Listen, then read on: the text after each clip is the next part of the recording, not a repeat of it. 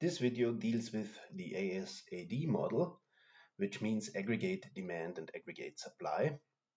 And it comes in two parts. In part one, I describe the aggregate demand and aggregate supply curves and show how they can be derived. And in the second part, I analyze the dynamics in the model from the short to the medium run and the adjustments to these equilibria. And I use the model to analyze policies such as expansionary fiscal policy, contractionary monetary policy, and afterwards an oil price shock. The ASAD model has been long used as a popular framework to analyze adjustment dynamics from the short run to the medium run, where in the short run prices are fixed, that's what the ISLM model describes, but in the medium to long run prices are fully flexible. So in the long run we would have the classical models with fully flexible prices, and in the very short run the Keynesian ISLM type of framework. The ASAD model kind of bridges this gap and shows how an economy can adjust from the short run to the medium run dynamics.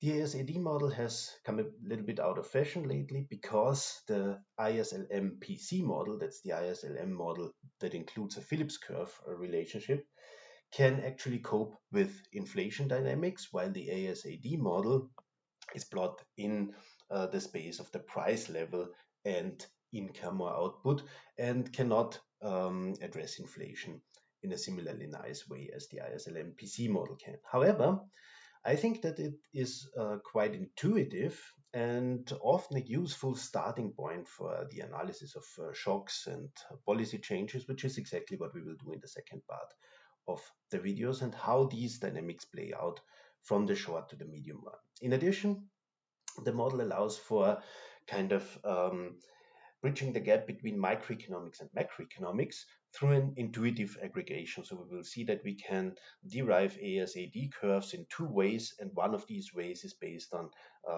the models that we've seen before for the individual markets, and we just aggregate over the individual markets. So that's basically what I said on the previous slides. There are two ways for interpreting the ASAD model or the curves that are involved in it. The first one is that we just aggregate over all the individual markets, where I've described the dynamics in individual markets, say for cars or for food or whatever, in previous videos on market demand, market supply, and the market equilibrium. And the ASAD model is the natural extension of that for the aggregate economy, so that we have one graph or one diagram where we can analyze the dynamics for the whole economy for aggregate demand and aggregate supply, which means summed over all the markets at the microeconomic level.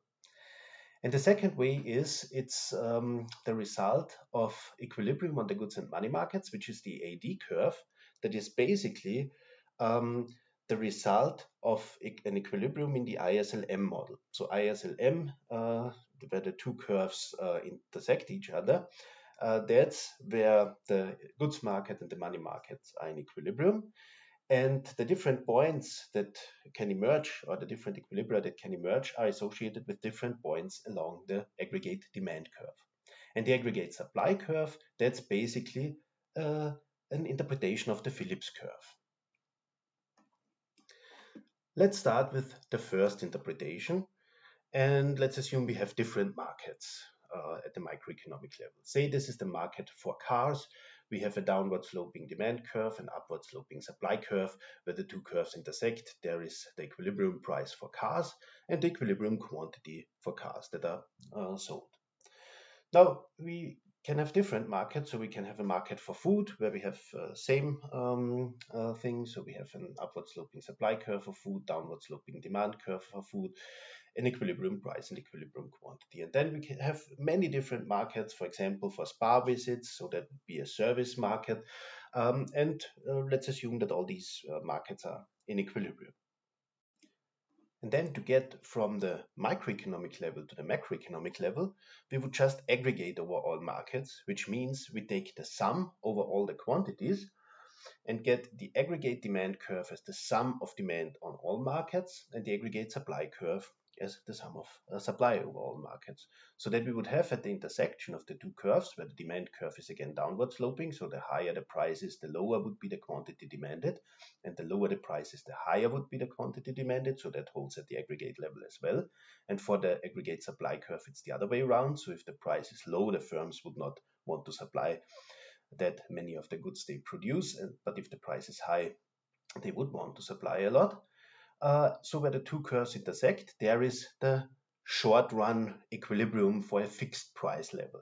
So what we would have there is that total output of the economy is the sum over outputs in all the markets that we've considered.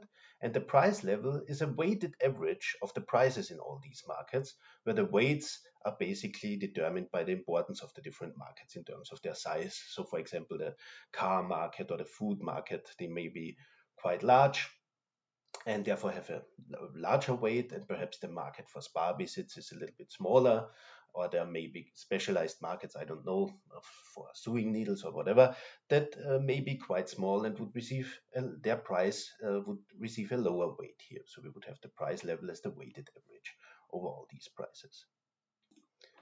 So then just removing the sums here, we would have the ASAD diagram as it is usually used in textbooks, where the short run market equilibrium is where the two curves intersect. And we will see where the medium run equilibrium or the long run equilibrium, depending on your view, is when we consider dynamics in the model later on.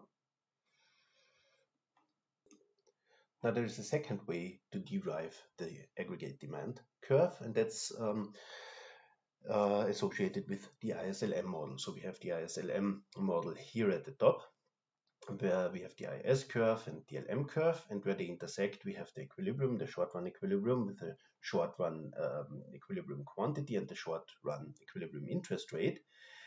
And then we can project the same level of output down to the AD curve, the downward sloping curve in the price level and output or income here. And this equilibrium would be associated with the same level of output, of course, and the price level P star.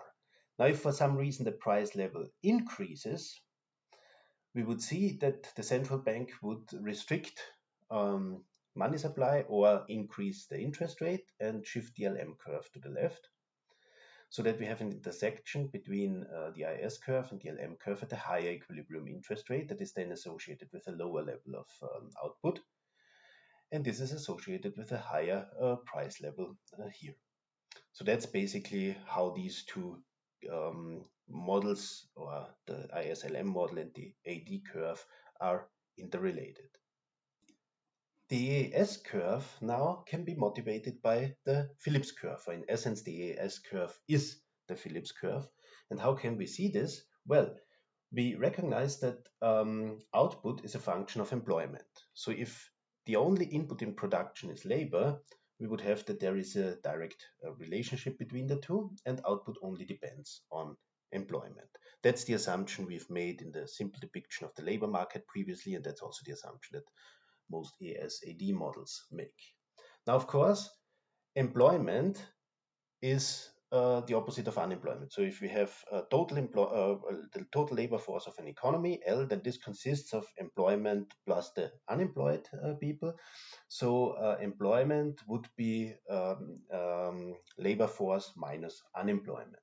And unemployment is what shows up in the Phillips curve with an inverse relation to the inflation rate. So if unemployment is very low, then the inflation rate tends to be comparatively high, because there's an upward pressure in wages, and that translates into upward pressure in prices.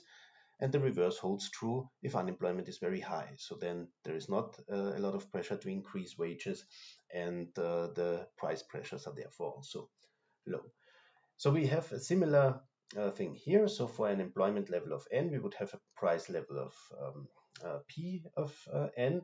And if we have higher employment, then there would be price pressures and a higher price level. And that's basically what the AS curve depicts. So in essence, it captures the same as the Phillips curve relationship in terms of the relation between the price level and the output that depends on employment. But as I said before, it doesn't really capture inflation, and that's kind of the huge drawback of the ASAD model. It only captures the price level.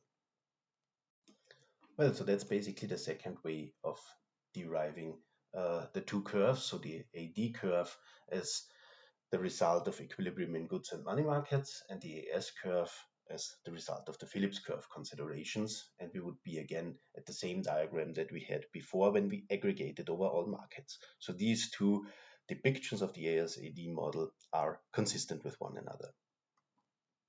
So to summarize, the ASAD model provides an intuitive way to describe the aggregate economic equilibrium, and it's consistent with the two interpretations as the result of aggregation over all markets from a microeconomic perspective, and it's the result of equilibrium in goods and money markets, so the ISLM model that leads to the AD curve, and equilibrium in the labor market, which is the Phillips curve relationship that leads to the AS curve.